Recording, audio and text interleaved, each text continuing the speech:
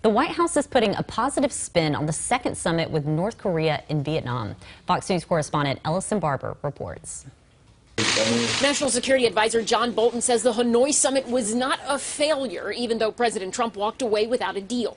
I think he made a very important point to North Korea and to other countries around the world about negotiating with him. He's not desperate for a deal. On Saturday, the Pentagon announced that the U.S. and South Korea will end two large-scale military exercises. Critics say it is a major concession. North Korea is not denuclearizing, but the U.S. is agreeing to suspend drills North Korea dislikes. President Trump disagrees and in a tweet wrote, "The reason I do not want military drills with South Korea is to save hundreds of millions of dollars for the U.S., for which we are not reimbursed. That was my position long before I became president.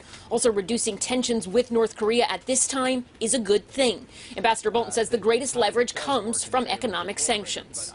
Our judgment right now is that time works in the favor of the president's position as North Korea sees the effect of these sanctions taking greater effect. All of this as the White House continues to face questions about the president's controversial remarks regarding the death of American student Otto Warmbier. In Hanoi, President Trump told reporters he took Kim Jong-un at his word when he said he did not know about Warmbier's mistreatment while he was imprisoned in North Korea. I'm in such a horrible position because in one way I have to negotiate.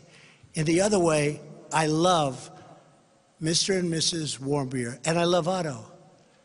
And it's a very, very delicate balance. He was a special young man. The Warmbier family released a statement saying Kim Jong-un and his, quote, evil regime are responsible for their son's death.